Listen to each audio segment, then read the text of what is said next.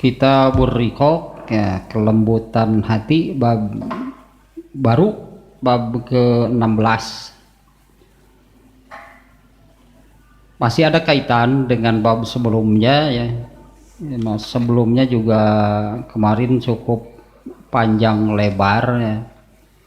Bab ke-15 yaitu babul ghina, ghina nafsi.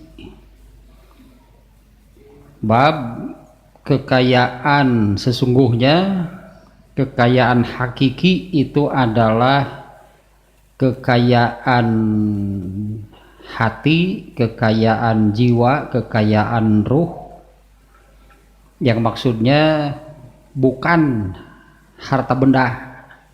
Kekayaan sesungguhnya itu bukan berupa harta benda gitu ya, tapi kekayaan ruh, kekayaan hati atau jiwa itu adalah ilmu agama. Itu kekayaan sesungguhnya. Nah, di mana hadisnya Rasulullah SAW bersabda, laisal gina an kasrotil arod, walakinnal gina gina nafsi. Sangat jelas nih ya, redaksi hadisnya pun demikian. Ya, Rasulullah SAW bersabda, kekayaan sesungguhnya itu bukan karena banyaknya harta benda, akan tetapi kekayaan sesungguhnya, kekayaan hakiki itu adalah kekayaan hati, ruh atau jiwa gitunya bahasa kitanya. Dengan catatan bukan artinya harus miskin dari harta benda. Ya, hadis ini tidak bermakna gitu ya, kalau orang yang kaya dengan ilmu agama itu berarti harus miskin dari harta benda. Imam Al-Bukhari sendiri orang kaya. Ini yang menulis kitab ini Sahih Bukhari ya. Imam Bukhari itu orang kayanya, kaya hakiki pasti. Imam Bukhari ilmu agamanya Amirul Mukminin Imam Al-Bukhari itu ya, dalam ilmu agamanya. Dan harta bendanya pun Imam Bukhari itu kaya dengan harta benda. Nah, di mana Imam Bukhari itu ini ya, karena masih ada kaitan ya dengan bab yang sekarang nih. Imam Bukhari itu di antara sesama mukharrij, kalau bahasa istilah ilmu hadis mukharrij. Mukharrij itu yang meriwayatkan hadis seperti Imam Bukhari itu kategorinya mukharrij. Imam Muslim, Abu Daud, At-Tirmidzi, An-Nasai, Imam Ahmad, ya, kita sebut yang 7 orang ini yang itu Magnificent Seven lah pokoknya. Aya usul tuh, jangan terlalu banyak bahasa Sunda, ganti ke bahasa Inggris tinggal ikeun we pokoknya. 7 besar, ya, 7 besar. Nah, di mana kitab mereka seperti ini disebutnya Sahih Bukhari, Sahih Muslim gitunya. Kitab-kitab Imam Bukhari itu Sahih Bukhari, kitab Muslim Sahih Muslim. Kalau Imam Ahmad sebutan kitabnya Musnad Ahmad, ya, bukan Sahih Ahmad. Kalau kitab hadis mukharijnya Imam Ahmad itu Musnad Ahmad. Nah, Imam Bukhari ini muridnya Imam Ahmad itu gurunya Imam Bukhari.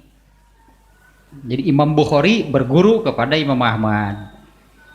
Kemudian Imam Bukhari ini, nah yang 5 lainnya dari yang 7 tadi, Imam Muslim, Abu Daud, At-Tirmidzi, An-Nasai, Ibnu Majah, itu muridnya Imam Bukhari. Mereka berguru kepada Imam Bukhari. Ya, mereka ini berguru kepada Imam Bukhari. Nah, maksudnya begini, Imam Bukhari itu soal ilmu agamanya, dalam ilmu hadis Imam Bukhari itu satu-satunya orang yang mencapai gelar tertinggi dalam urusan hadis, yaitu Amirul Mukminin. Hanya satu, yang lain gak ada yang mencapai gelar tersebut gitu ya.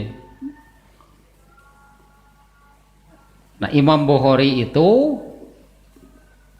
untuk belajar mengajar, karena Imam Bukhari itu kan gurunya Imam Muslim, gurunya yang 5 tadi itu murid Imam Bukhari semuanya. Ya, Muslim, Abu Daud, At-Tirmidzi, An-Nasai, Ibnu Majah, itu muridnya Imam Bukhari semuanya. Nah, dalam proses belajar mengajar, artinya di sini berarti kan terjadi proses belajar mengajar. Imam Bukhari itu untuk proses belajar mengajarnya itu per bulannya mengeluarkan 5.000 dinar. Bengar, Imam Bukhari itu orang kaya, hartanya banyak. Kalau sahabat kan juga adanya, Abu Bakar orang kaya, Abdurrahman bin Auf orang kaya. Nah, jadi hadis ini berlaku, hadis ini berlaku. Sabda Nabi yang tadinya, bukanlah kekayaan itu karena banyaknya harta benda. Itu kekayaan, iya, kekayaan yang berupa harta benda. Nah, Rasulullah SAW menyabdakan, jadi kaya gitunya, kaya sesungguhnya gitu ya. Kaya sesungguhnya itu bukan karena banyaknya harta benda, akan tetapi kaya sesungguhnya itu dengan kekayaan ruh, kekayaan hati, kekayaan jiwa, yaitu ilmu agama. Tapi jangan sekali-kali gitu ya menganggap kalau kaya dengan ilmu agama itu harus miskin dari harta benda. Sabda Nabi ini kan berlaku. Sabda Nabi ini berlaku bagi orang yang kaya dengan harta benda atau orang yang miskin dengan harta benda. Hadis ini berlaku. Jadi dari hadis ini kita bisa menarik kesimpulan bahwa untuk orang yang kaya dengan harta benda, jangan merasa memiliki kekayaan yang sesungguhnya kalau miskin ilmu agama. Dan bagi orang yang miskin dengan harta bendanya, boleh disebut jangan berkecil hati, karena harta benda itu bukan kekayaan yang sesungguhnya. Hadis ini berlakunya bagi orang yang kaya harta bendanya ataupun miskin harta bendanya. Nah, kalau contohnya tadi Imam Bukhari itu uang pribadi katakanlah ya untuk proses belajar mengajarnya. Imam Bukhari mengajar, artinya dia yang mengajar, dia sendiri yang mengeluarkan biaya untuk proses belajar mengajar itu per bulan 5.000 dinar. Berapa kalau dirupiahkan? Artinya banyak, berarti kan Imam Bukhari itu memiliki kekayaan harta benda. Tentu Imam Bukhari paham gitu ya tentang harta. Nah, itunya yang bab ke, karena banyak nih ya yang ya saya katakanlah salah, gagal paham. Jadi banyak yang gagal paham. Kalau memiliki ilmu agama berarti dia memiliki kekayaan yang sesungguhnya, lalu tidak mau gitu memiliki harta benda. Kenapa seperti itu? Ya karena hadis ini berlaku bagi orang yang harta bendanya banyak ataupun yang harta bendanya sedikit. Nah, berarti sekali lagi nih ya kesimpulannya dari hadis ini. Hadis ini berlaku bagi yang biar bagaimanapun. Hadis ini berlaku bagi orang yang Allah takdirkan harta bendanya banyak, juga berlaku bagi orang yang Allah takdirkan harta bendanya sedikit. Seperti di surat apa nu eta teh Al-Insan Al-Fajr.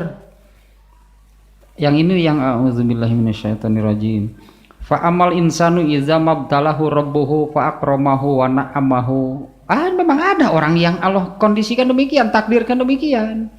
Hanya di ayat itu manusia salah berkesimpulan.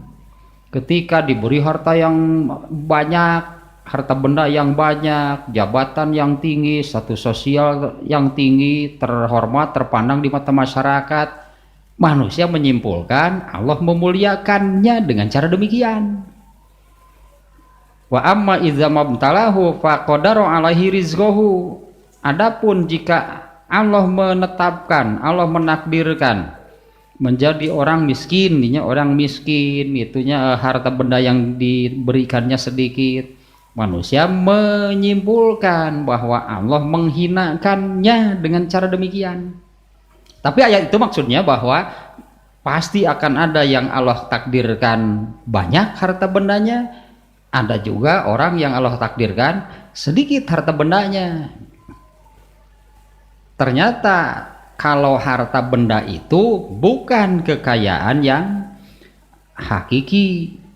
Nah, maka kesimpulannya bahwa hadis ini berlaku untuk orang yang Allah takdirkan harta bendanya banyak.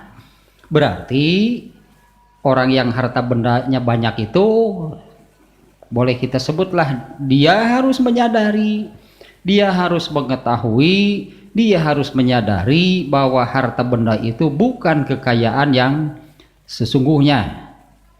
Untuk orang yang Allah takdirkan miskin dengan harta benda, nah sebutlah jangan berkecil hati karena itu bukan kekayaan yang sesungguhnya. Nah itunya sekaligus ulasan lahnya. Karena sudah lama ini libur Idul Fitri. Nggak sangampleng ya libur Idul Fitri teh.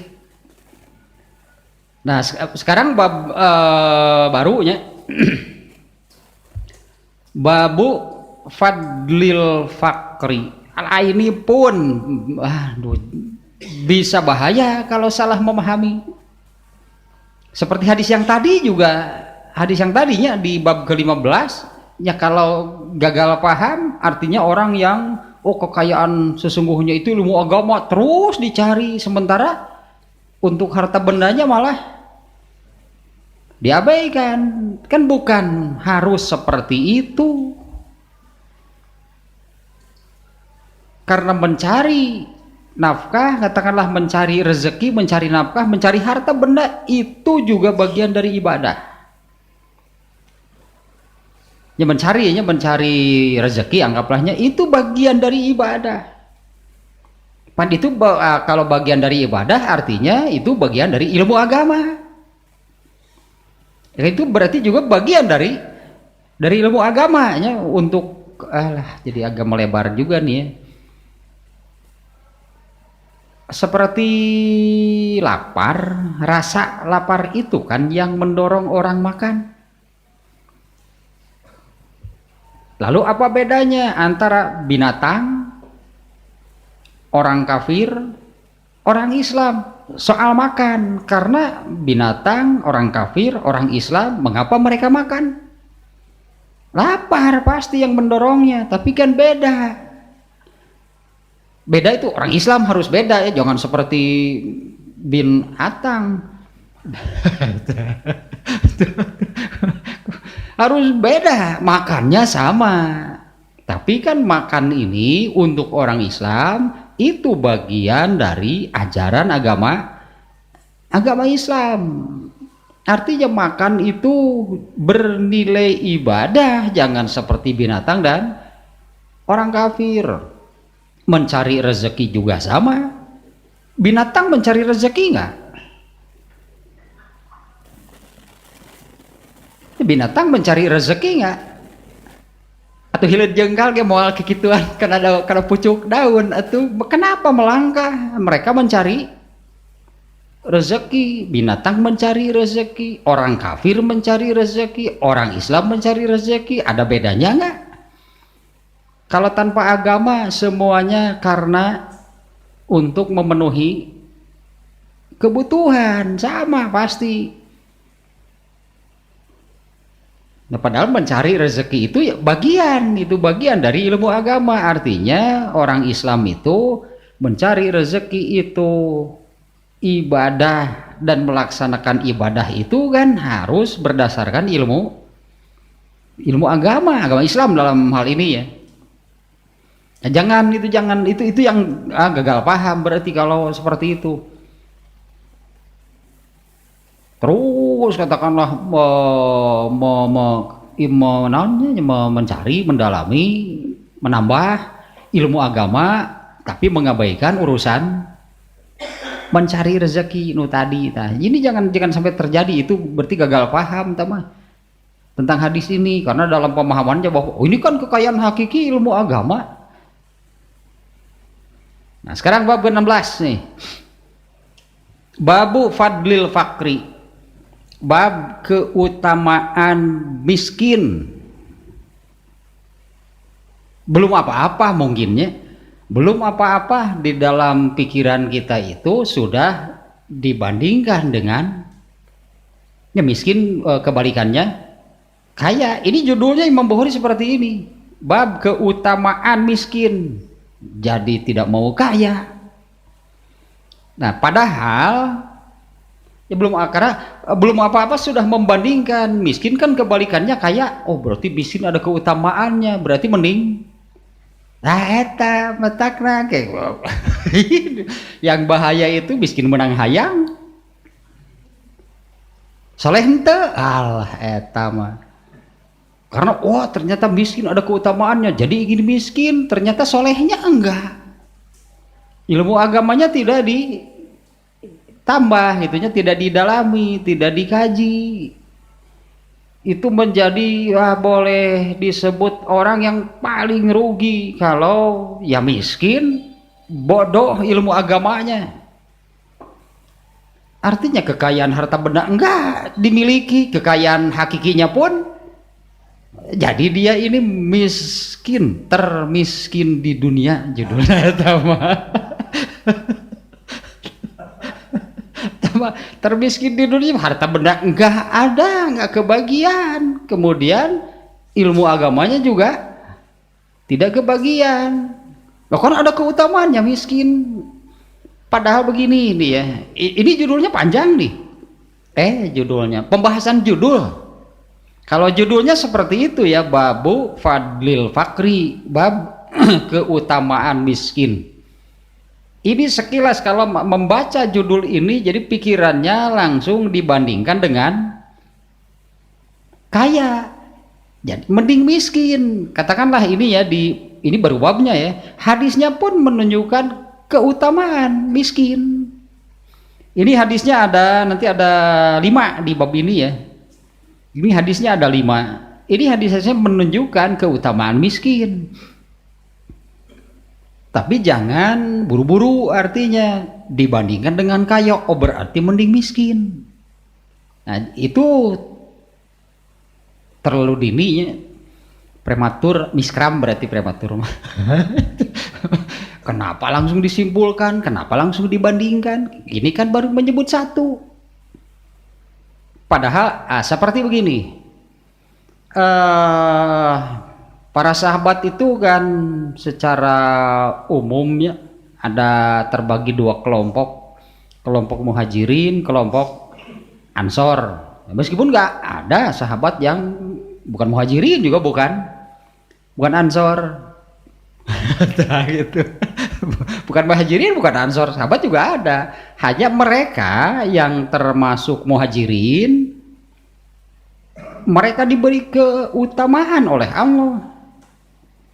Kemudian mereka yang masuk ke dalam kelompok ansor juga diberi keutamaan oleh oleh Allahnya. Kelompok ansor, muhajirin dan ansor. Artinya masing-masing punya keutamaan. Kalau Rasulullah SAW misalnya ini hadisnya yang hubbul ansor minal iman, yang mencintai kaum ansor itu bagian dari iman. Ini berarti keutamaan yang Allah berikan kepada kaum ansor sampai Allah masukkan ke dalam satuan-satuan iman. Satuan-satuan iman kan banyak ya, misalnya hubbur rasul minal iman, kemudian qiyamul lail minal iman, qiyamul ramadan minal iman, al haya'u minal iman. Ya, rasa malu bagian dari iman, mencintai Rasulullah bagian dari iman. Ini kaum ansor oleh Allah dimasukkan. Nah, apa ini menunjukkan kalau muhajirin tidak punya keutamaan? Kan tidak demikian maknanya. Rasulullah menyebutkan inilah salah satunya keutamaan yang dimiliki oleh kaum Ansor, bukan muhajirin tidak punya keutamaan. Nah, ini keutamaan miskin, bukan yang kaya itu tidak memiliki keutamaan. Nah, ternyata dari dulu nih ya, kalau yang saya baca di ini penjelasan Fathul Bari nih ya tentang hadis ini, membahas judulnya panjang Imam Ibnu Hajar Al Asqalani. Karena ternyata ya dari dulu ada yang begitu Imam Bukhari nya. Ini kan judul dibuat oleh Imam Bukhari. Judul ini kan dibuat oleh Imam Bukhari. Imam Bukhari memunculkan judul ini, keutamaan miskin. Nah, ternyata banyak yang langsung menyimpulkan keutamaan miskin dibandingkan dengan, padahal nggak dibandingkan, dia keutamaan miskin seperti ini. Artinya yang tadi kan, biar bagaimanapun, menurut ayat tadi diantaranya ya, biar bagaimanapun akan ada dua macam orang kaya dan orang miskin. Kaya semua itu nggak mungkin. Disebut nanti kehidupan ini tidak akan berjalan dinamis. Orang kaya pasti memerlukan orang miskin memerlukan orang. Tanpa agama pun akan seperti itu. Orang kaya itu perlu kepada orang miskin juga perlu kepada orang kaya. Nah, bahkan ada hadis ini nih, hadis ini Imam Bukhari, ini hadis riwayat Bukhari. Imam Bukhari memasukkannya ke dalam Kitabul Fitan. Kitabul Fitan itu judul besar Kitabul Fitan. Intinya tentang ya bagaimana situasi dunia sebetulnya. Bagaimana situasi dunia khususnya orang-orang Islam. Nah, Rasulullah SAW di antara situasi fitan itu artinya kerusakannya, kemunduran, kerusakan kaum muslimin. Nah, di antaranya bahwa akan ada satu masa di mana seseorang itu ke sana kemari, pergi kemana-mana, artinya ya, pergi kemana-mana ingin sodakoh sudah nggak ada yang menerima karena semuanya kaya. Berarti kan ya mau ibadah juga susah kan kalau situasinya sudah seperti itu. Nah, sekali lagi ini tidak dibandingkan dengan kaya, karena nanti di dalam pembahasan judul dia Ibnu Hajar Al Asqalani pun kemudian memasukkan keutamaan orang kaya. Jadi tetap sebetulnya yang terpuji, anggaplah bahasanya apanya, yang terpuji itu baik orang yang kaya dengan harta ataupun orang yang miskin dengan harta. Orang yang memiliki keutamaan itu adalah orang yang memiliki ilmu agama. Emang apa bagusnya kalau miskin tapi durhaka? Ya, apa bagusnya gitunya miskin? Karena di sini disebutkan fadul fakri itu fakri dari harta. Ya, emang apa bagusnya kalau hartanya miskin kemudian hidupnya durhaka, artinya ilmu agamanya tidak dimiliki. Apa utamanya orang seperti itu? Apalagi tentu keutamaan ini akan terkait dengan nanti di akhirat. Orang miskin punya keutamaan, iya kalau soleh, berarti artinya kan iya kalau orangnya soleh. Sudah miskin durhaka, kafir miskin. Apa baiknya, apa bagusnya kafir miskin, kafir mending kaya? Anggaplah sempat menikmati hidup senang di dunia kalau miskin. Kita kafir miskin sama sih dengan fakir miskol. Fakir kuota aja nama. Aduh, ya judul nanya belum ke hadisnya nih ya. Judulnya dulu nih. Ya seperti biasanya mengapa gitu Imam Bukhari memunculkan judul ini? Bagaimana ini jalan pikiran, bagaimana pola pikir Imam Al-Bukhari? Sebetulnya intinya yang barusan yang tadinya Imam Bukhari memunculkan judul bab keutamaan miskin ini sama sekali tidak dibandingkan dengan kaya. Imam Bukhari memunculkan judul ini tidak dibandingkan. Jadi jangan sekali-kali berarti mending miskin dibandingkan dengan anak ini dibandingkan bukan seperti itu maksud Imam Bukhari. Saya kira tadinya analoginya seperti itu ada dua kelompok sahabat, ada kaum muhajirin, ada kaum ansor. Di satu hadis tadi contohnya Rasulullah menyebutkan itu keutamaan yang Allah berikan untuk kaum ansor, bukan artinya muhajirin tidak memiliki keutamaan, bukan artinya kaum ansor ini lebih utama dari muhajirin, masing-masing memiliki keutamaannya sendiri gitu ya. Berarti masing-masing memiliki keutamaan sendiri dan jangan dibandingkan. Muhajirin memang yang dilakukannya hijrah, kalau kaum ansor yang dilakukannya adalah menolong. Samalah anggap di mata Allah itu, makanya Allah memberi keutamaan kepada masing-masing kelompok. Makanya dan orang muhajirin itu tidak iri dengan kaum ansor. Kenapa mesti iri dengan kaum ansor? Karena mereka pun memiliki keutamaan. Kaum ansor juga sama, tidak iri dengan muhajirin karena mereka memiliki keutamaan. Nah, maksud Imam Al-Bukhari ini untuk dari dulu berarti ini ada 5 hadisnya tadinya di bab ini. Dari dulu berarti ketika membaca hadis-hadis yang menerangkan keutamaan miskin itu langsung membandingkan dengan kaya, seolah-olah kalau orang kaya itu tidak memiliki keutamaan, padahal hadisnya juga ada. Nah, Imam Bukhari ini ya dengan judul seperti ini dan sengaja Imam Bukhari itu sengaja merangkaikan dengan bab sebelumnya, yaitu bab kekayaan hakiki itu adalah kekayaan hati, kekayaan rohani, kekayaan jiwa yang berupa ilmu agama. Dirangkaikan nih oleh Imam Al-Bukhari dengan bab keutamaan miskin. Nah, artinya bahwa kalau memiliki apa yang disebut di bab ke-15 yaitu memiliki ilmu agama dan Allah takdirkan miskin, 2 berarti keuntungannya.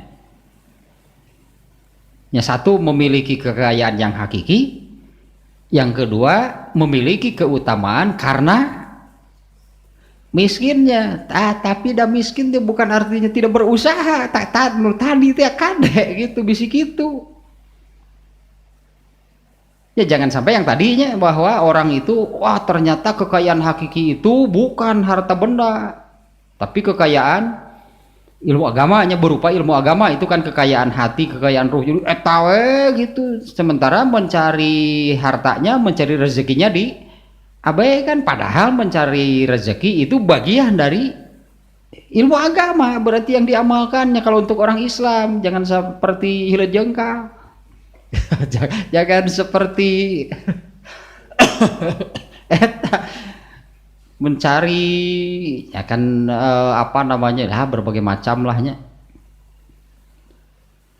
Ini seekor singa gitu mengejar mangsanya kan, itu mencari rezeki. Caranya seperti itu kan yang Allah tetapkan. Tapi itu kan nggak ada unsur ibadah, itu hanya karena memenuhi kebutuhan. Itu ada unsur ibadahnya di sana. Nah, Imam Bukhari nya dengan judul seperti ini, dan sengaja nih Imam Bukhari nya merangkaikan bab ini dengan bab sebelumnya. Sini sudah muncul nih ya satu hal yang barusan, bahwa kalau sudah paham, sudah bisa menyadari itunya bahwa kekayaan sesungguhnya itu adalah kekayaan ilmu agama. Kalau itu dimiliki, kemudian Allah takdirkan menjadi orang yang miskin. Nah, ini keutamaannya. Ini keutamaannya di bab ini. Kalau kita melihat di zaman Rasulullah sendiri, sama dari setiap masa pasti akan seperti itu ya, karena tadinya kehidupan manusia ini akan berjalan dengan dinamis itu, di mana kalau di sana itu ada orang kaya dan juga ada orang miskin. Kalau orang kaya semua tadi mau sedekah saja sudah nggak bisa. Mau bersodakoh, begitunya bersodakoh untuk ibadah saja akan sulit, diantaranya kalau terkait dengan urusan harta. Nah, Imam Bukhari melanjutkan, menyambung bahasanya dari bab ke-15 tentang kekayaan hakiki, disambung dengan bab keutamaan miskin. Maksud Imam Bukhari itu adalah untuk meluruskan gitulah ya, untuk meluruskan di mana saat di zaman Imam Bukhari pun berarti sudah terjadi perbedaan pendapat. Ada yang menyebut lebih utama miskin dibandingkan dengan kaya. Nah, ini karena dibandingkan nih masalahnya. Ada yang menyebut lebih utama miskin daripada kaya, dan ada juga yang menyimpulkan bahwa lebih utama kaya daripada miskin. Moal angeus tah eta teh perdebatan lah, kalau perdebatan mah. Karena memang dua-duanya ada hadis yang menunjukkan keutamaan miskin, ada juga hadis-hadis yang menunjukkan keutamaan kaya. Ini kalau dibandingkan eta itu yang akan teruslah akan, ya artinya menurut satu kelompok lebih utama miskin, menurut satu kelompok lebih utama kaya, padahal tidak dibandingkan. Masing-masing Allah beri keutamaan, dengan catatan berarti kan kalau orangnya soleh, kalau orangnya memiliki ilmu agama. Apa utamanya? Wah, ini kalau kita lihat orang kafir lahnya, orang kafir yang disebut sebagai orang terkaya nomor sekian di dunia, apa baiknya? Apa bagusnya? Kalau kita melihatnya bahwa manusia pada umumnya gitu ya, bahwa manusia itu bukan hanya hidup di dunia, tapi akan hidup sampai di akhirat. Banyak kekayaannya sampai orang kesekian terkaya di dunia, tapi hidupnya kafir di akhiratnya seperti apa? Tetap saja kan di mata Allah itu kalau mereka itu kafir, ayat-ayatnya teteh ulaika hum syarrul bariyah, mau miskin mau kaya kafir berarti mereka itu seburuk-buruk makhluk. Apa baiknya? Kan nggak ada. Apalagi miskin, rugi. Bukan apalagi miskin, ya kafir miskol atau mages banget. Kafir miskin, orang yang paling eta malahnya yang ya itu termiskin di dunia kan gitu mah. Miskin dari kekayaan yang nisbi, yang bukan sesungguhnya yaitu harta. Miskin juga dari kekayaan yang hakiki yaitu ilmu. Ini benar-benar paling miskin, berarti termiskin di dunia judulnya teh. Jangankan gedung teh, gubuk pun aku tak punya. Kafir miskin pada gitu. Apa miskin pisan, gubuk saja tidak punya. Bukan anak minantu. Atuh eta mah truk hayam samantuk eta mah. Kami mah tuh gak incu. Nah karenanya berarti dari Imam Bukhari ini yang membuat judul seperti ini, sebetulnya Imam Bukhari kan tanpa membandingkan dengan orang kaya, enggak. Imam Bukhari menyebutkan ini keutamaan miskin, memang dalilnya menunjukkan keutamaan yang miskin. Padahal hadis-hadis yang menunjukkan keutamaan orang kaya juga banyak, nantinya dibacakan hadisnya nih. Ini judulnya dulu nih. Nah, karena memang terjadi perbedaan pendapatnya, ada yang mengatakan tadi lah pokoknya lebih utama miskin daripada kaya, ada juga yang sebaliknya. Nah, maka sebetulnya kalau mau menyebut bahwa kaya itu lebih utama dari miskin, kalau kekayaannya yang hakiki yaitu ilmu agama, ini benar. Kalau kekayaan yang dimaksudnya itu kekayaan yang hakiki yaitu memiliki ilmu agama, nah itu benar, justru kan lebih utama kaya. Kalau yang dimaksud kekayaannya itu kekayaan yang sesungguhnya. Nah, kalau kekayaan yang dimaksud itu kekayaan yang sesungguhnya, yang hakiki, yaitu ilmu agama. Nah, maka ini diantaranya faman lam yakun ginan nafsi lam yakun mamduhan bambal yakunu mazmuman. Maka orang yang tidak memiliki kekayaan yang sesungguhnya, yaitu kekayaan hati berupa ilmu agama, mau terpuji bagaimana? Lam yakun mamduhan, sama sekali tidak terpuji, sama sekali artinya tidak apa utamanya gitu, sama sekali tidak ada keutamaan. Bal yakunu mazmuman, bahkan itu hal tercela, hal yang buruk ya, kalau tidak memiliki ilmu agama. Itu hal tercela, itu hal yang buruk. Nah, bahkan kalau dalam Tahdzibul Akhlak itu kan tidak berilmu agama sama dengan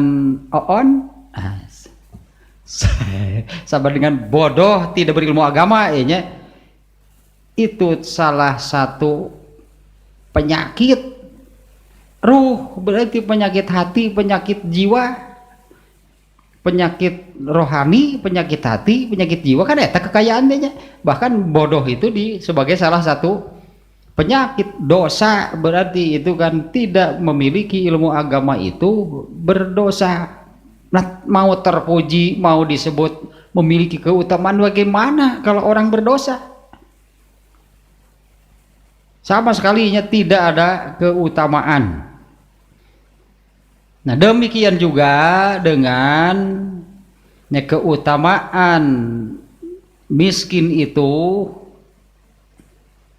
Kalau li'anna man lam yakun ginan nafsi fahuwa fakirun nafsi, orang yang tidak memiliki kekayaan hati, kekayaan ruh, tentu kan ada sebaliknya. Kalau ginan nafsi, kan hadisnya tadinya walakinnal ginan nafsi, akan tetapi kaya itu adalah kaya hati, kaya ruh. Kalau ada kekayaan hati, berarti ada juga yang miskin ruhnya. Pasti kalau kaya pasti ada kebalikannya, yaitu miskin. Baik kekayaannya berupa harta benda, artinya ada orang yang kaya dengan harta benda, kebalikannya adalah orang yang miskin dengan harta benda. Kemudian kalau ada yang kaya dengan kaya ruhnya kaya, orang yang kaya dengan ilmu agama, pasti ada kebalikannya, yaitu orang yang miskin dengan ilmu agama. Gelandangan ilmu. Judulnya teh gelandangan ilmu utama. Ini sampai menggelandang. Nah, biasanya kan ini kalau dibandingkan ya, kalau dibandingkan dengan kalau urusan harta benda, dianggaplah orang yang gelandangan kan ada. Ini gelandangan gitu karena tidak memiliki rumah. Gelandangan ilmu juga ada berarti. Orang yang lah apalah gelandangan ilmu mah sigana teh apal alif-alif acan gitu. Nol mungkinnya ilmu agamanya. Ya seperti orang yang miskin dengan harta benda itu benar-benar sampai tidak memiliki kekayaan apapun. Mungkin eta we cuma baju satu kering di badan. Aduh, mana di eta teh? Kage menang nyai tilu batur eta ge. Menang nyai tilu batur keur ngaliwat. Eta we tuluy itu kan lamun lamun baju di sese ngamen dina drum manehna mah. Terus cengkat batur di baju. Nah kalau ada redaksi hadisnya yang di bab kemarin kan gina nafsi kekayaan hati, berarti sebaliknya yang sebaliknya juga ada, yaitu miskin hati, miskin dari kekayaan ruh, yaitu ilmu agama. Nah di mana ininya yang Rasulullah SAW itu ada doanya. Rasul SAW itu berlindung dari fakirun nafsi. Rasul SAW itu berlindungnya kepada Allah dari eta miskin ruh. Padahal Nabi pan ilmu agama itu melalui Nabi. Ya Nabi kan paling kayanya dengan kekayaan hakikinya. Digambarkan kan ilmu pada diri Rasulullah itu kan seperti beliau minum susu yang sampai olab lah ilmu. Dupi ka olab ku ilmu. Kalau keluar hadis itu. Ilmu olab ku ilmu. Dehem wae pan duka. Yang sering wae nu keluar pan ayat Quran. Ya nu olab ku ilmu. Rasulullah berlindungnya dari fakirun nafsi, karena kalau ada gina nafsi pasti ada kebalikannya fakirun nafsi.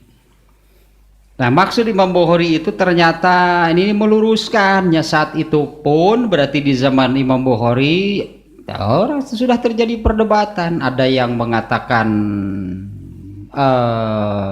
miskin dengan harta benda, tapi ini yang dimaksudnya miskin dengan harta benda itu lebih utama. Ada juga yang mengatakan bahwa kaya dengan harta benda itu lebih utama. Padahal nah di bab sebelumnya gitu Imam Bukhari sudah memunculkan bahwa mengapa mesti apa namanya yang tadi mungkinnya mengapa mesti boleh dianggapnya mengapa mesti takabur dengan harta benda. Kalau orang yang miskin dengan harta benda tadi mengapa berkecil hati karena tidak memiliki harta benda. Salah berarti kan, karena kekayaan hakiki itu adalah kekayaan ruh.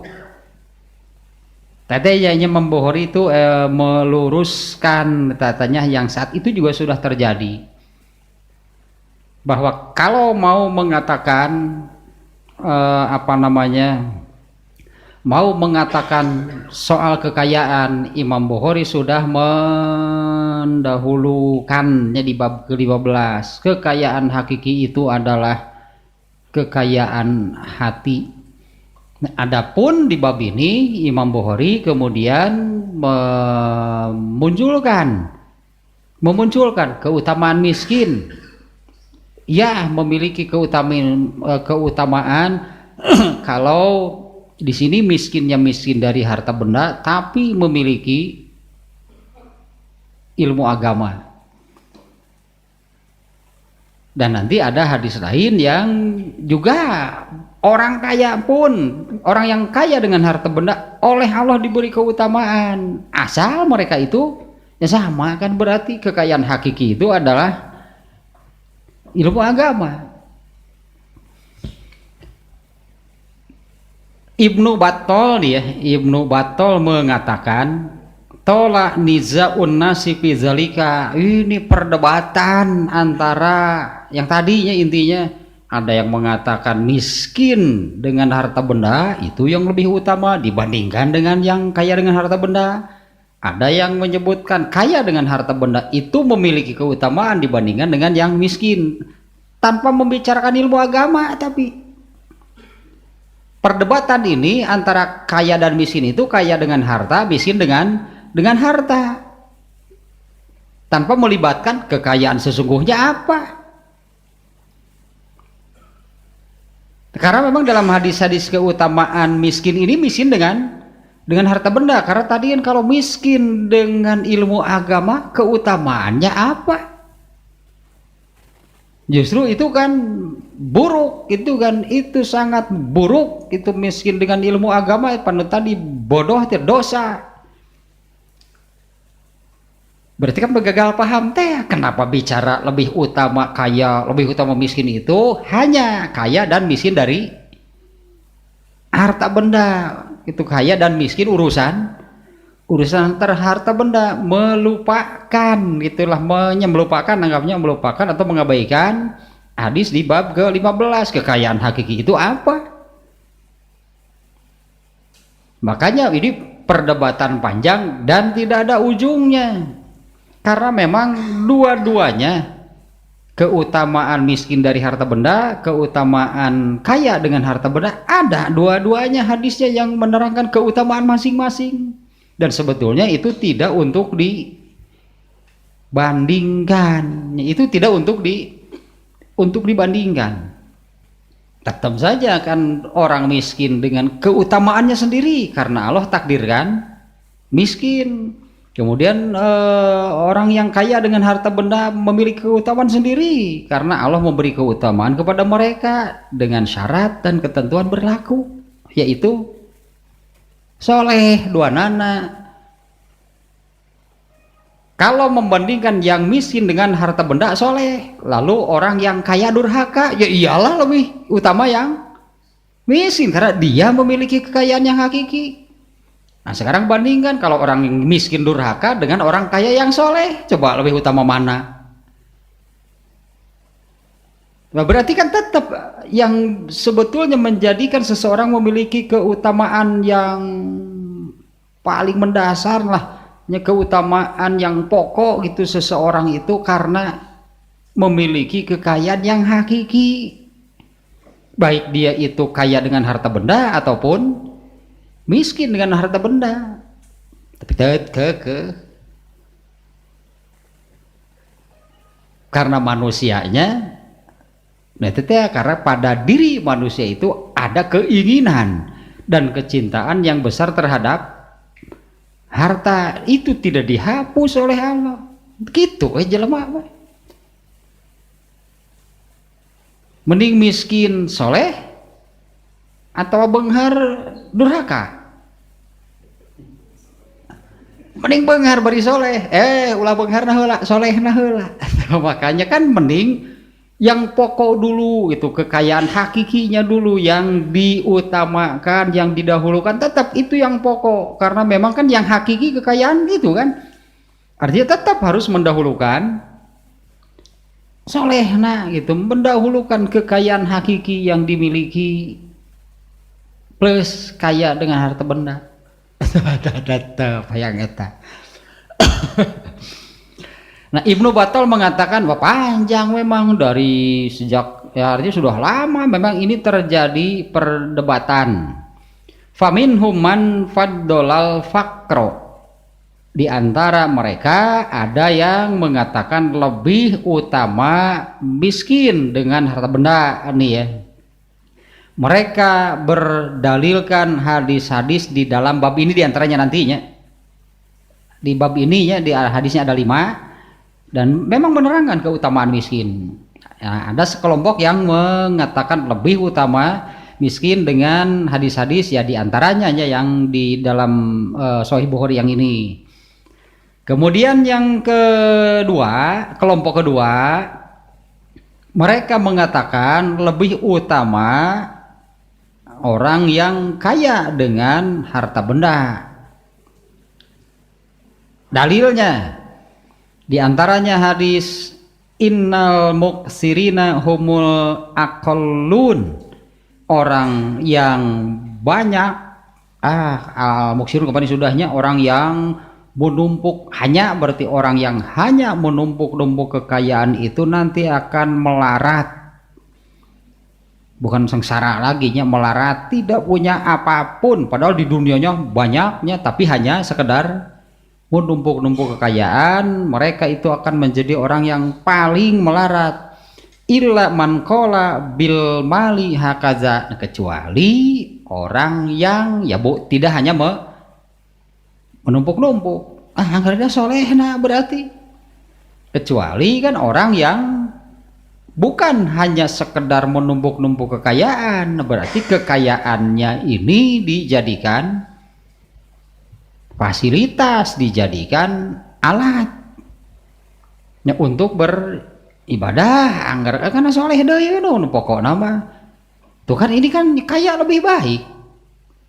Kalau mau dibandingkan nih, ini kan menurut orang yang lebih mengatakan lebih utama kaya. Kecualinya orang yang hanya menumpuk-numpuk harta itu, mereka itu orang yang paling melarat di akhirat, kecuali orang yang begini dengan hartanya, tentu ke arah kebaikan nih maksudnya. Satu nih dalil mereka yang menyebutkan kaya dengan harta lebih utama daripada miskin. Padahal ini kan tidak membandingkan. Sebetulnya hadis yang membandingkan, nggak menyebut-nyebut dibanding dengan miskin, enggak. Yang kedua nih hadisnya. Hadisnya riwayat siapa nih di sini nih?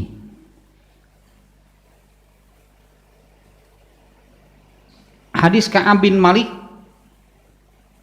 Nah, iya langsung ke redaksi hadisnya ya. Amsik alaika ba'da malika fahuwa khairun laka. Tahan gitulah, tahanlah sebagian harta itu sehingga ada pada kamu, itu lebih baik bagi kamu. Jadi tidak disedekahkan seluruhnya, misalnya sebelum meninggal wasiatkan seluruhnya sampai tidak meninggalkan apapun gitu yang dia miliki. Nah di sini disebut amsik ba'da malika, tahanlah, peganglah pada kamu sebagian harta kamu, itu lebih baik daripada itu lebih baik untuk kamu. Artinya dia memiliki harta, tidak seluruhnya dihabiskan. Kemudian yang ketiga, nikmal malus solih, nikmal malus solihu lirrojulis solih.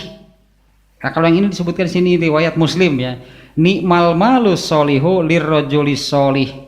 Sebaik-baik harta itu adalah harta yang ada di tangan orang soleh. Ini diantara yang dijadikan dalil keutamaan orang yang kaya dengan harta. Sebaik-baik harta itu adalah harta yang ada di tangan orang yang soleh.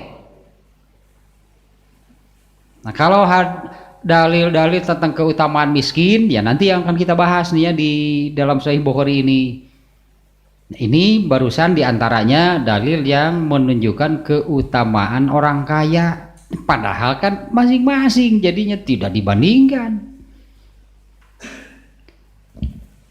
Dan yang terbaik ini menurut Ibnu Hajar al Asqalani ya, dan yang terbaik adalah apa yang dikatakan oleh Ahmad bin Nasr ad-Dawudi, yaitu al-faqru wal ghina mahnatani minallahi yukhtabaru bihimah.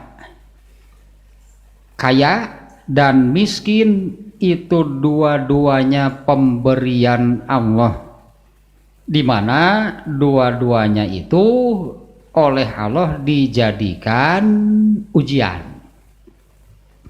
Ya, kaya dan miskin itu adalah tadilah bahasanya pemberian, ketetapan, takdir. Ya, kaya dan miskin itu Allah yang menentukan. Dua-duanya ketetapan Allah, di mana Allah menguji manusia itu dengan dua kondisi tersebut. Jadi tidak semua manusia diuji dengan kaya, tidak semua manusia diuji dengan dengan miskin. Dua-duanya itu ketetapan Allah, dan Allah menjadikan keduanya itu sebagai ujiannya bagi hamba-hambanya. Intinya kalau yang kaya diuji bisa bersyukur atau tidak. Orang yang Allah tetapkan miskin, intinya bisa bersabar, mampu bersabar atau tidak. Nah, di mana ayatnya ini surat Al-Kahfi ayat 7. Inna ja'alna ma'alal ardi zinatan laha linabluwahum ayyuhum ahsanu amalah. Sesungguhnya kami menetapkan apa yang ada di atas bumi ini sebagai perhiasan, sebagai aksesoris kehidupan dunia, sebagai perhiasan kehidupan dunia, ayyuhum ahsanu amalan. Dengan kondisi demikian tadinya bahwa apa yang Allah tetapkan di muka bumi itu hanyalah aksesoris. Bahasanya gitu mungkin tepatnya diterjemah aksesoris, artinya kan bukan pokok. Aksesoris kan tambahan. Dimana dengan Allah mengadakan perhiasan dunia yang sudah berapa babnya sebelumnya, yang bahwa dunia itu, harta itu hijau dan menggiurkan. Hijau harta. Dunia itu buricak burinong. Pokoknya makanya ketertarikannya kan sangat besar. Dunianya Allah kondisikan demikian, kemudian pada diri manusianya pun Allah tanamkan ada keinginan dan kecintaan yang besar. Itu semuanya Allah tetapkan linabluwahum, untuk kami menguji mereka, menguji manusia, ayyuhum ahsanu amalan. Untuk itu kan tujuannya, ayyuhum ahsanu amalan, siapa di antara mereka itu yang terbaik amalnya.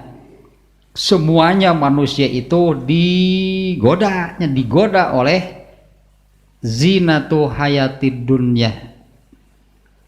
Semua manusia itu ini digoda gitu ya oleh aksesoris kehidupan dunia. Nah, dengan godaan ini itunya, itu maksudnya linabluwahum, kami ini menguji manusia, siapa di antara mereka yang terbaik amalnya.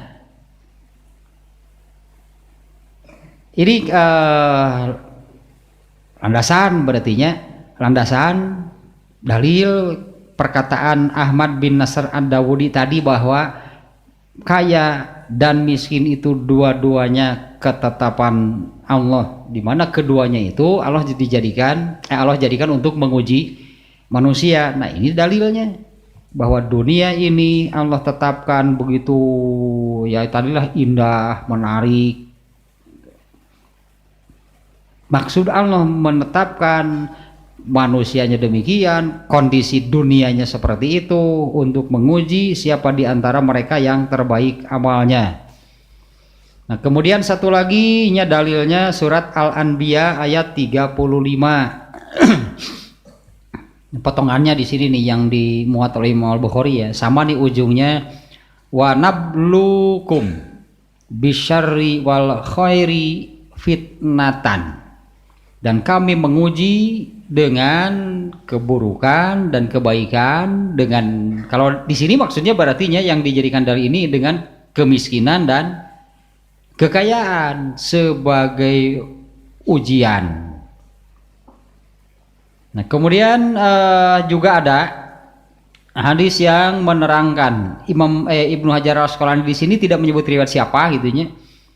Ibnu Hajar Al-Asqalani hanya menyebut wasabata, yakin, artinya nih ini ada riwayatnya bahwa Nabi SAW kana yasta'izu min syarril fitnatil fakri wa min syarri fitnatil ghina, bahwa Rasulullah SAW itu berlindung dari keburukan ujian atau fitnahnya, min syarri fitnatil fakri, dari keburukan fitnah miskin, wa min syarri fitnatil ghina, dan berlindung dari keburukan fitnah kaya.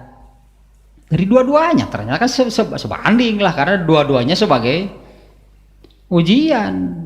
Keutamaannya pun sebanding karena dua-duanya sebagai ujian sama. Ini kata Ibnu Hajar Al-Asqalani, ini yang terbaik nih ya, di antara terjadi perdebatan lebih baik kaya lebih baik miskin. Ini yang terbaik, bahwa yang tadinya bahwa kaya dan miskin itu dua-duanya ketetapan Allah, dan dua-duanya itu Allah jadikan sebagai ujian. Nah, kemudian dari pendapat yang barusan siapa ini Ibnu Ahmad bin Nasr Ad-Dawudi ya, pada akhirnya dia mengatakan anal faqra wal ghina mutaqabilani. Kedua-duanya memang berlainan. Ya pasti beda lah kaya dengan miskinnya. Dua-duanya itu berlainan karena pada keduanya itu ada sesuatu yang tadi tehnya, sesuatu yang apakah miskinnya itu akan membawa seseorang menjadi soleh atau sebaliknya. Pada kekayaan yang kaya juga sama, di dalamnya itu akan ada sesuatu, apakah itu akan membawanya gitunya kepada kesolehan atau malah sebaliknya. Kalau lihat realitanya dua-duanya ada. Orang miskin yang kemudian bahasa Sunda aral, kan itu kan ujian sebetulnya, artinya dia tidak kuat, dia malah apa sih aral, putus asa mungkinnya, ngerasulah ngerat bahasa Sunda tambah hopeless pokoknya. Nah, kok mau bahasa Sunda ulah ganti bahasa Inggris. Parahnya dari kondisi seperti itu, dia menyalahkan Allah. Dia ini parah nama menuduh Allah tidak becus mengatur rezeki. Ya kenapa gitu, rezeki itu hanya terus saja mereka yang kaya makin kaya, yang miskin makin miskin. Di mana gitu. Aduh. Indonesia judulnya itu mah. Ya, orang miskin itu akan mengatakan rasanya yang kaya itu terus itunya semakin, yang kaya makin benar kan gitu. Ya mana kumaha tuh.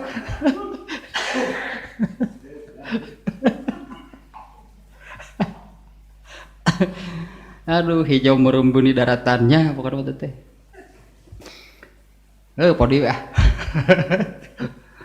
Nah itu kalau tidak kuat, yang munculnya berburuk sangka kepada Allah itu, paling bahaya mah Allah itu tidak benar, tidak becus, bahasa mungkinnya Allah tidak becus mengatur rezeki. Kenapa tidak merata berarti? Lalu kalau orang kaya kan salahnya di mana? Kalau orang kaya yang tadi merasa bahwa dirinya itu sudah dimuliakan oleh Allah dengan cara demikian, itu bahaya besar. Kalau merasa dirinya mulia, ya mau apa lagi, kan sudah merasa dirinya mulia, pasti nggak akan beramal. Nah saya lah dina beramal lagi. Saridona we wajib ge asale atau mah sebel eta mah. Tambah sebal we pada tambah ibadahna ge. Lampu ngahalangan we jamna jam sabaraha teh.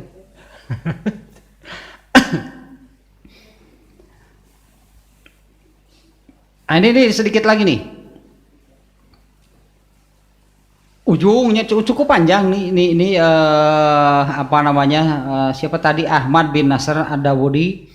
Pada akhirnya ya, kesimpulannya bahwa keutamaan itu akan benar dimiliki oleh orang yang memiliki al-kafaf namanya, baik orang kaya ataupun orang miskin memiliki ini sebetulnya al-kafaf. Al-kafaf itu bersyukur dan merasa tidak kurang, rezeki dari Allah ini tidak kurang. Itu tanda-tandanya dia bersyukur dan merasa bahwa tidak kurang rezeki dari Allah ini. Anggaplah kalau sebetulnya kan yang diinginkan, yang dicari oleh manusia, ini boleh dibandingkan dengan juga dengan orang kafir, sama artinya manusia nih ya. Yang diinginkan, yang dicari oleh manusia itu adalah bahagia. Yang sebetulnya yang dicari oleh manusia itu apa? Semuanya kan ingin hidup bahagia.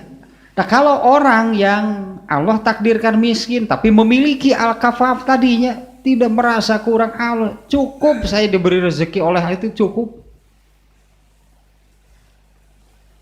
Itu orang yang memiliki keutamaan, baik dia orang kaya ataupun orang miskin. Orang yang Allah takdirkan kaya raya, kalau tidak memiliki al-kafaf, dia pasti akan terus merasa miskin, dia akan terus merasa kurang hartanya. Bahkan itu kan karakter asli manusia seperti itu kan terhadap harta. Sudah juga kan di beberapa bab sebelumnya, kalau manusia itu memiliki satu lembah emas, yang ada di pikirannya apa? Ya, ingin menambah, ingin lembah emas yang kedua. Sudah memiliki, bisa mencapainya, 2 lembah emas dimiliki, yang ada dalam pikirannya. Ya terus ingin yang ketiga dan terus seperti itu. Dan itu teh di hadis itu, di ujung hadisnya teh baru berhenti setelah mulutnya dipenuhi dengan tanah. Swae kakara semodar. Kalau sudah mati baru itu aslinya manusia. Nah, kalau tidak memiliki al-kafaf, tidak akan pernah merasa cukup dengan harta sebanyak apapun. Dan orang yang kalau memiliki al-kafaf, Allah takdirkan miskin pun, dia akan menerima dan akan mengatakan, rezeki yang Allah berikan kepada saya ini tidak kurang. Andai yang barusannya, bukan andai sih, kan yang dicarinya, yang dicari oleh manusia itu adalah ingin hidup bahagia. Apa hidup bahagia itu hanya dengan harta? Kalau tidak memiliki harta itu berarti tidak bisa bahagia.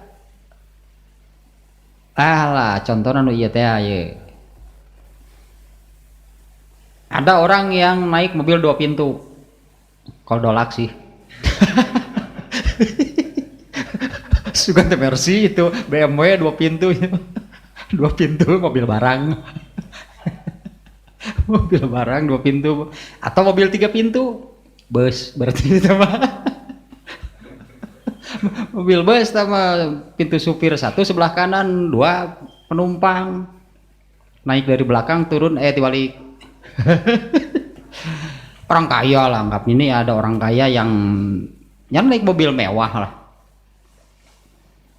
Ketika dia jalan gitu, dia melihat di pinggir jalan lah orang yang sedang biasa pagi-pagi moto gitu, ngobrol beberapa orang sambil jemur badan. Ini ulah aku bisa Sunda gitu. Tenu di Garawe itu di sinar pagi teh gini kan. Di sinar pagi kerjaan teh moyan.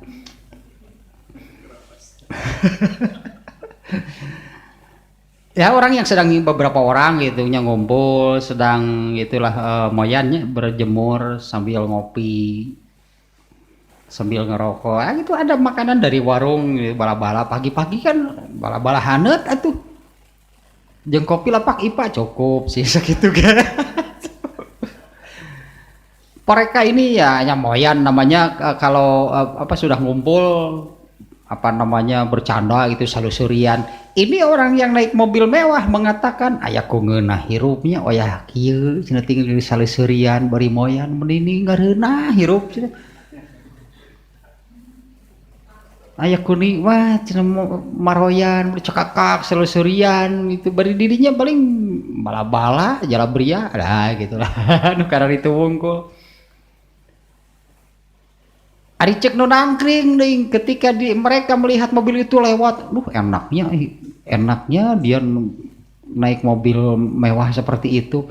Jadi nu mana nu ngeunah teh hilian atuh.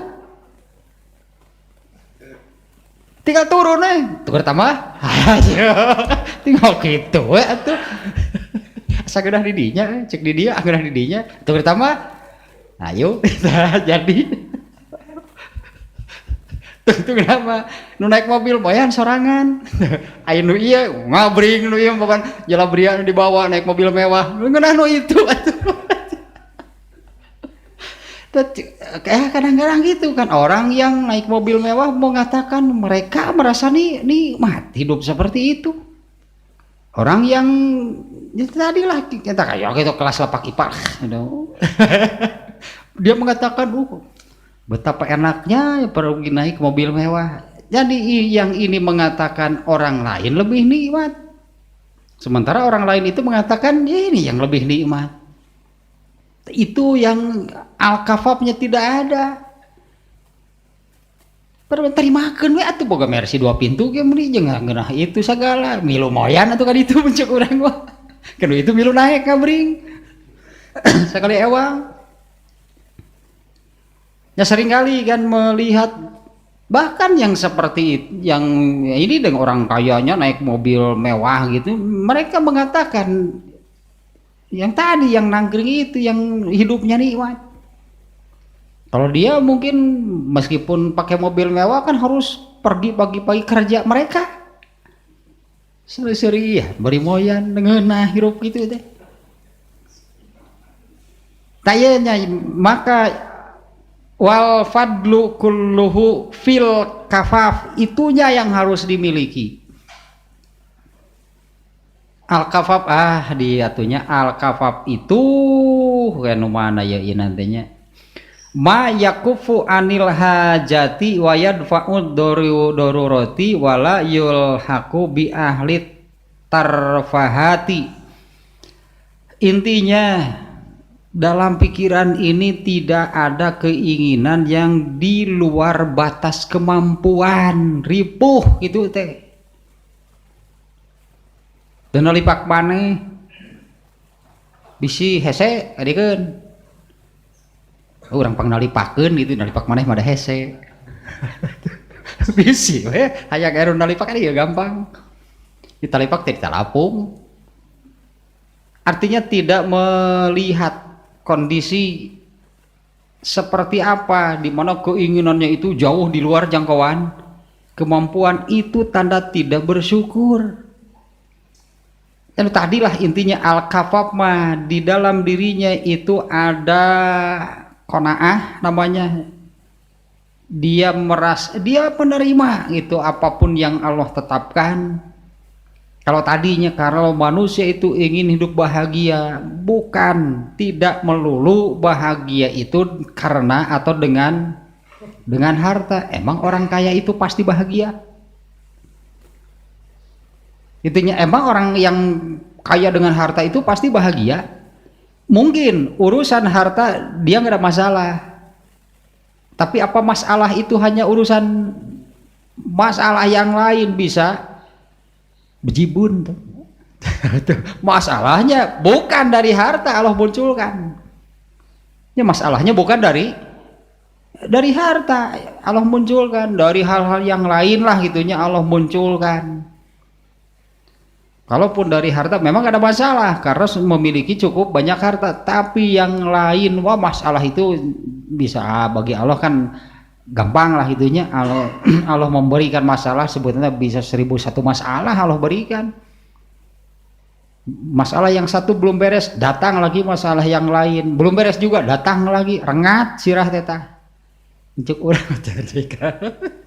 rengat sirah teta ku masalah betul anggeus-anggeus mah.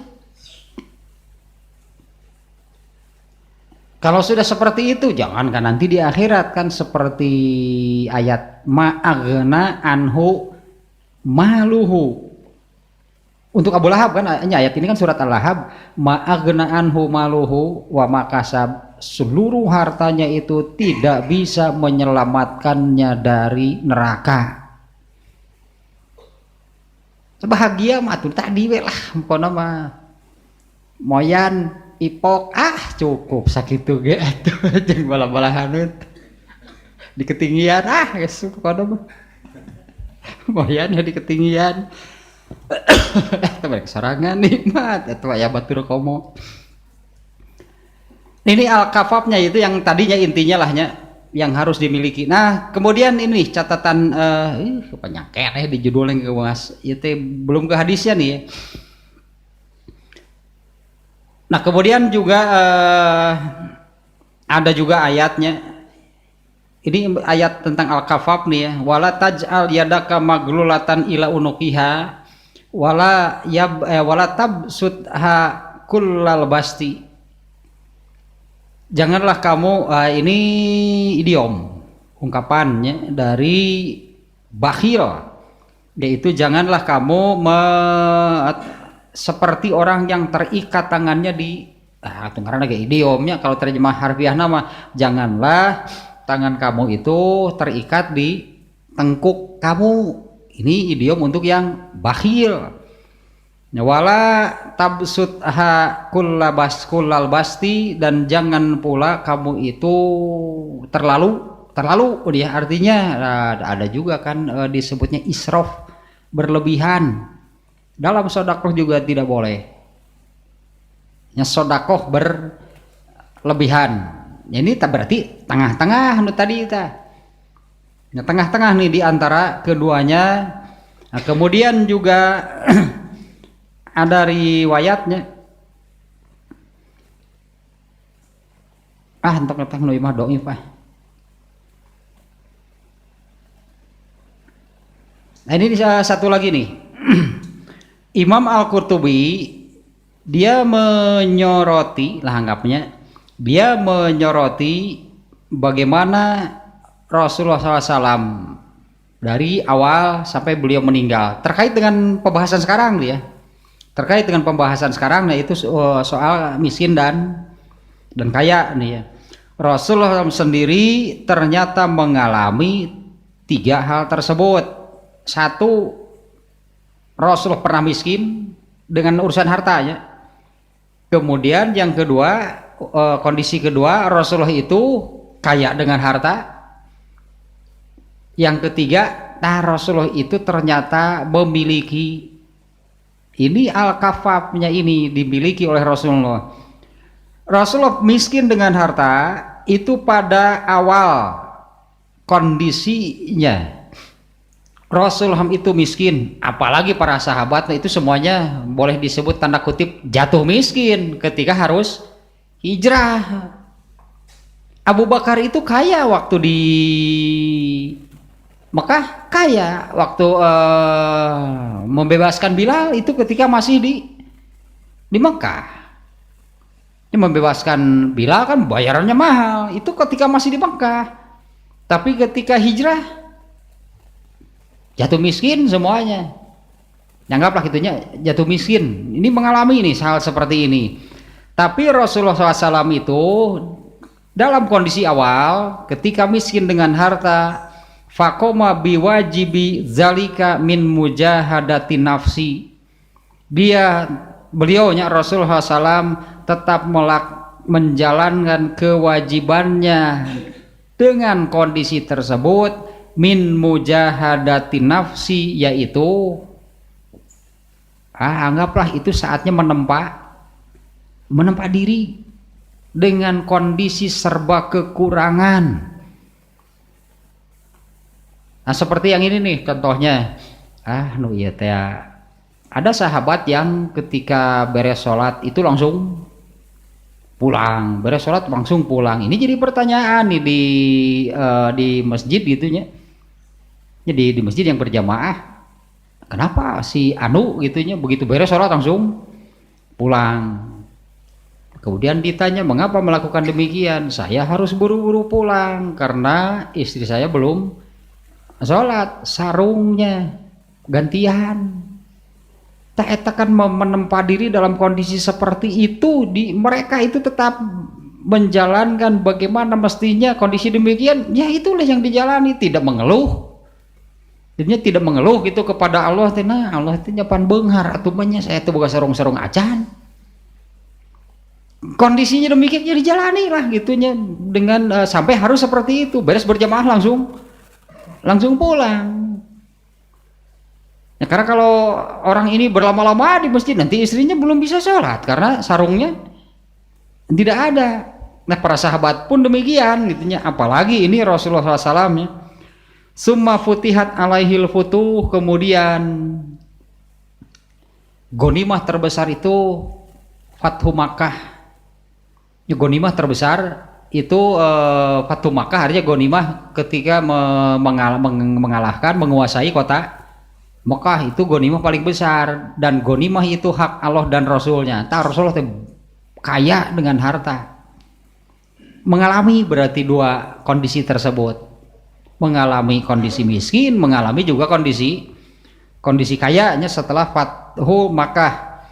Tapi dalam kondisi kaya, Rasulullah SAW tetap fakoma biwajibati zalika, beliau tetap menjalankan kewajibannya sebagai orang kaya. Berarti sekarang orang kaya harus bagaimana? Min bazlihi li mustahiqihi, beliau memberikannya kepada yang berhak, wal muwasati wal isari ma'aktisarihi, memberikannya kepada yang hak gitu. Dan di hadis yang kemarin juga Rasulullah menggambarkan, aku akan bersodakoh itu melempar kanan ke kiri, ke depan, ke belakang, ke luhur, ke mana pokoknya mah. Artinya Rasulullah itu menjalankan itunya dalam kondisi demikian mendapat ghanimah banyak, berarti kan Rasulullahnya. Nah apa yang harus dijalankan? Rasulullah tetap menjalankan kewajibannya dalam kondisi demikian, yaitulah tadinya ada hak ayat naon tete anu bahwa pada harta yang dimiliki itu ada hakun maklum, bahasa Quran mah itu ada hakun maklum teh aya telah bagian orang lain ya, yang kalau dikeluarkan itu jadi sedekah bagi dirinya. Nah, ini tentu yang dijalankan oleh Rasulullah SAW ya. Dalam kondisi demikian juga tanpa berlebihan, tadinya juga tidak berlebihan. Akhirnya kalau hadis yang kemarin kan, kalau aku memiliki emas sebesar gunung Uhud pasti aku akan sedekahkan seluruhnya kecuali 3 dinar, itu pun untuk membayar utang. Emang Rasulullah kejadian gitu punya gunung sebesar Uhud terus disedekahkan? Kan enggak. Ini hanya anjuran yang amat sangat lah gitunya dari Rasulullah untuk bersedekah, karena itulah yang akan menjadi harta kamu yang abadi. Tapi kan di sisi lain Rasul juga melarang berlebihan meskipun dalam bersedekah. Hadis itunya yang sebesar gunung Uhud itu maknanya, karena itu tidak kejadian Rasulullah punya sebesar gunung Uhud lalu disedekahkan semuanya, enggak. Maknanya adalahnya itunya untuk anjurannya yang sangat itu untuk bersedekah.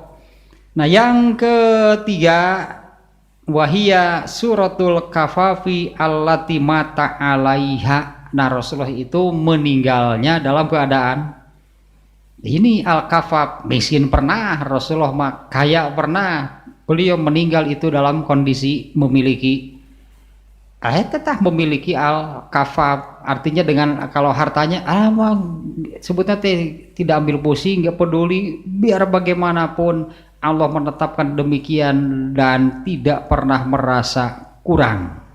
Itu kan al-kafaf itunya bahwa tidak pernah merasa kurang, menerima dan yakin bahwa rezeki yang Allah berikan itu cukup. Karena tadinya ini kalau pun itu yang diinginkan oleh semua manusia itu hidup senang, hidup bahagia, harta bukan satu-satunya yang bisa menjadikan seseorang senang dan bahagia. Lu tadi contoh nama bala-bala jeung jalabria lah. Jeung eta kopi nanu kitu dia aduh. Tah eta teh ieu dah keneh setik deui ieu teh. Ada yang penting yang ini nya. Kemudian terlepaslah dari kondisi seseorang kaya atau miskin. Ini ada hadis yang sangat menekankan untuk memiliki ghina nafsi. Ya, kalau memiliki ghina nafsi ini kan terlepas dari orang kaya, orang miskin kan sama, bahwa kekayaan hakiki itu adalah. Nah ini ya yang hadisnya yang menekankan gitu untuk memiliki ghina nafsi. Ya hadisnya ya lebar oge ya, mau. Ini hadisnya.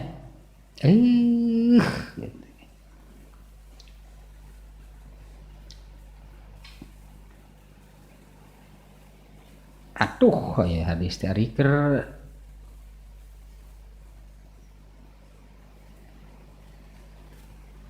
Hadiker diperlukan sok hese. Ya.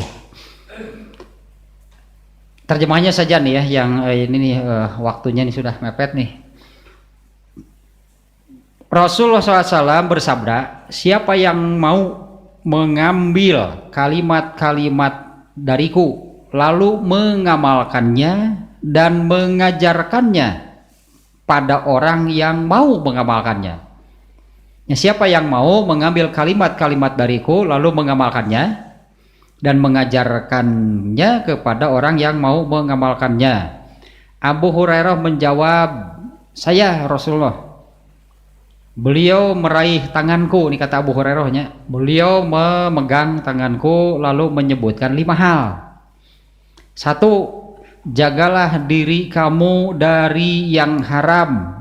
Pasti kamu akan menjadi orang yang yang disebutnya orang yang menjadi orang yang paling ahli ibadah, paling top beridibadahnya menurut gitunya itunya. Jauhilah yang haram, kamu akan menjadi orang yang paling top itu ibadahnya, paling hebat ibadahnya.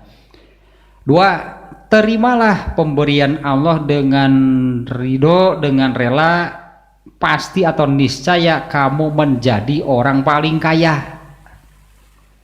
Al-kafaf nih ya, ini. Terimalah apa yang terimalah pemberian Allah dengan ridho, pasti kamu akan menjadi orang paling kaya. 3, berbuat baiklah terhadap tetanggamu, pasti kamu akan menjadi orang yang paling beriman. 4, cintailah izin terjemahan, cintailah orang lain seperti kamu mencintai diri sendiri. Inu eta ngiring bingah gitu. Ikutlah berbahagia ketika melihat orang lain yang mendapatkan rezeki. Pasti kamu akan menjadi orang Islam yang paling baik lah gitunya, menjadi orang Islam yang paling baik. Kemudian yang kelima, jangan sering tertawa, karena sering tertawa itu mematikan hati. Iya perlu penjelasan sihnya. Lain itu orang seseriannya.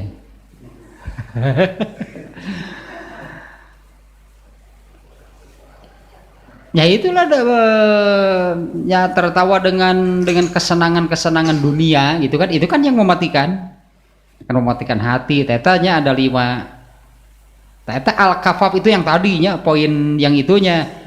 Di sini pun yang dimuat oleh Ibnu Hajar al-Asqalani poin itunya ya, bahwa wardi bima kos sama laka takun agnan nas. Iban kaya itu yang ini, berarti kaya itu yang ini. Terimalah apa yang telah Allah berikan kepadamu dengan rela, dengan ridho, kamu akan menjadi orang yang paling kaya. Takkan menerimanya itu ilmu agama.